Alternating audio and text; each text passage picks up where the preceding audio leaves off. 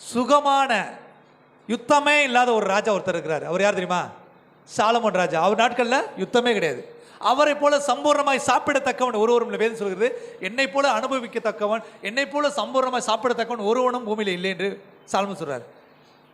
சாலமோனை போல ஒரு ஆடையை உடுத்தியிருந்தத அப்படிப்பட்ட நபர் யாருமே இல்லை. ஒரு அற்புதமான ஒரு வாழ்க்கை வாழ்ந்தார்.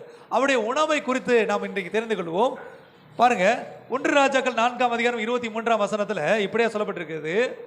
நாள் ஒன்றிற்கு சாலமோனுக்கு செல்லும் சாப்பாட்டு செலவு.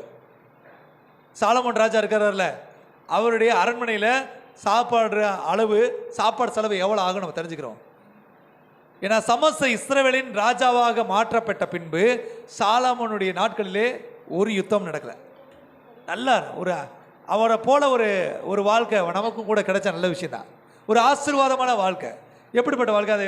நாள் ஒன்றுக்கு சாலமோனுக்கு செல்லும் சாப்பாட்டு செலவு 30 மரக்கால் மெல்லிய மாவும் 60 மரக்கால் மாவும். போதும் 30 மரக்கால். ஒரு மரக்கால்னா கிட்டத்தட்ட 8 படிய கணக்கு.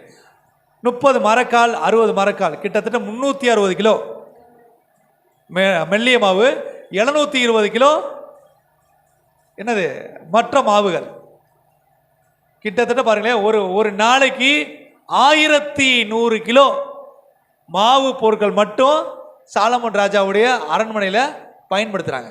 அது மாத்திரம் இல்ல, அதுக்கு அடுத்து கலைமான்களையும் வெளிமான்களையும் வரையாடுகளையும் கொழுமையான பறவைகளையும் தவிர பாருங்க என்னென்ன சாப்பிட்றாங்க. கலைமான்கள், வெளிமான்கள், வரையாடுகள், கொழுமையான பறவைகள், கொழுமையானவைகள், கொடுக்கப்பட்ட 10 மாடு. கொழுக்கப்பட்ட, நீங்க நினைக்கிற மாதிரி நம்ம ஊர் மாடு மாதிரிலாம் இருக்காது, எலும்பு தோலுமா இருக்கும்ல, அந்த மாடு இருக்காது. அந்த ஒரு மாடு கிட்டத்தட்ட ஒரு 10 நபருடைய அளவு, பெரிய அளவு இருக்கும். இன்னைக்கு இருக்க நம்ம ஜெர்சி பசு சொல்லுவோம், அந்த பசுவே கிட்டத்தட்ட ஒரு 450 கிலோ இருக்கும். ஆனால் அந்த நாட்களில் இருக்க மாடு 2000 கிலோவுக்கு மேலே இருக்கும். அவ்வளவு பெரிய மாடு.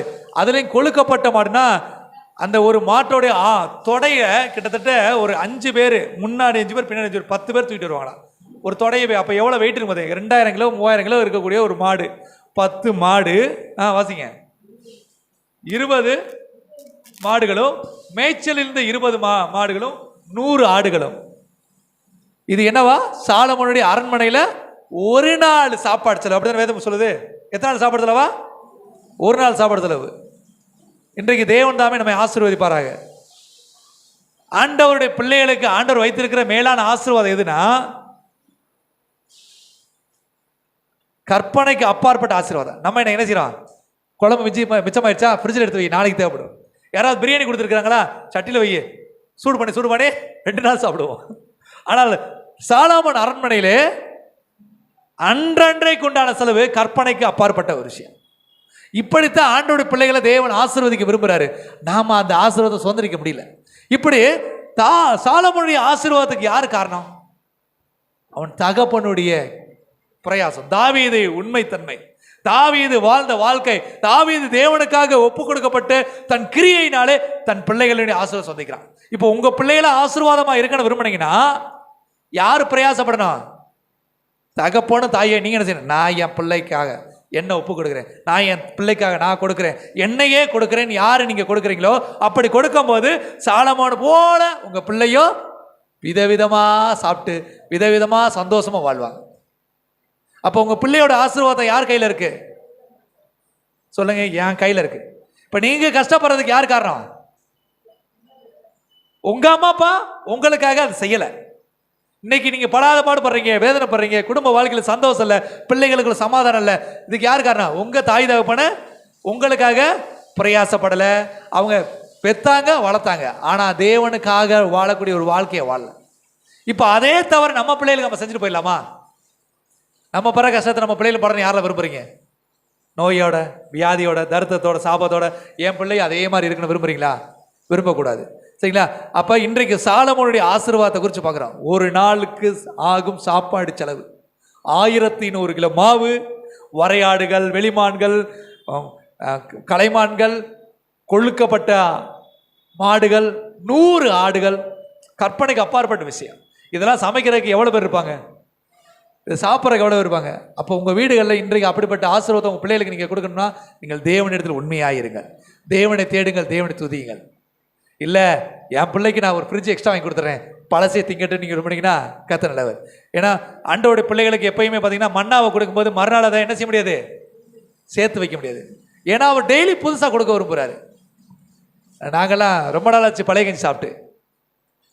காரணம் என்னன்னா, இன்றைக்கு பழைய கஞ்சி தல்லாக்குளத்தில் ஒரு ஹோட்டலே இருக்குது, கஞ்சி சோறுன்னு ஒரு ஹோட்டல் பேர். அந்த ஹோட்டல் போனீங்கன்னா சாப்பாடு ஸ்பெஷல் தெரியுமா, பழைய கஞ்சி, ஊறுகாய், 3 வகையான கூட்டு, அது 150 ரூபா பழைய சோறு. இன்றைக்கி அதை போய் கூட்ட கூட்டமாக சாப்பிட்டு கஞ்சி சோறு, பழைய கஞ்சி சோறு நல்லா இருக்குது, டேஸ்ட்டாக இருக்குது, கத்த நல்லது. இப்படி தான் இனி வரும் நாட்களில் இருக்கும். எதையெல்லாம் நான் வேணாத்தனமோ அதையெல்லாம் மேலானதாக பற்றி பேசுவாங்க. கத்த நல்லது. கெட்டு போன பிரியாணின்னு ஒரு கடை வைப்பாங்க நினைக்கிறேன், அதே மாதிரி ஒரு கூட சாப்பிட தான் செய்வாங்க. கத்த நல்லவர். ஆனால் தேவனுடைய பிள்ளைகளுக்கு ஆண்டவர் எல்லாவற்றையும் விசேஷித்த விதமாக வைத்திருக்கிறார். அல்லேலூயா சொல்லுங்க. நான் உங்க இருதை கை வச்சுங்க. நான் என் பிள்ளைக்காக இன்றைக்கு தேவனை தேடி வந்திருக்கிறேன். நான் அனுபவித்த கஷ்டத்தை, நான் அனுபவித்த வேதனையை, நான் இன்னைக்கு வரைக்கும் அனுபவிச்சுக்கிட்டு இருக்க உபத்திரவத்தை இனி நானும் என் பிள்ளைகளும் என் தலைமுறையும் ஒரு நாள் அனுபவிக்க கூடாது. அன்றைக்கு தாவீது தன்னை மனப்பூர்வம் விட்டு கொடுத்தான், தனக்கு உண்டானது எல்லாவற்றையும் தேவனுக்கு கொடுத்தான், தேவனுக்கு உண்மையா இருந்தான். அதனால அவனுடைய சந்ததியான சாலமோனை நீர் அளவிட முடியாது ஆசீர்வதிச்சீங்க. அதே போல நானும் உமக்கு உண்மையா இருப்பேன், நானும் உமக்கு கொடுக்கறதுல உண்மையா இருப்பேன், நானும் உமக்காக வாழ்றதுல உண்மையா இருப்பேன். என்னையும் என் பிள்ளையும் என் தலைமுறையும் சாலமோனை விட ஆசீர்வாதமா இருக்கணும். சாலமோன் போல சொல்லல, சாலமோனை விட ஆசீர்வாதம் இருக்கணும். உங்க வீட்டுல எப்பொழுதும் தானியங்களும் களஞ்சியங்கள் நிரம்பி இருக்கணும். அல்லேலூயா. மிச்சம் இருக்கக்கூடாது, எல்லாம் செலவழி கொடுக்கணும், கொடுக்கிற வீடா மாறணும். கர்த்தர் நல்லவர். இன்றைக்கு தேவன் இதை உங்களுக்கு சொல்லும்படி எனக்கு அனுமதித்திருக்கிறார். God bless you.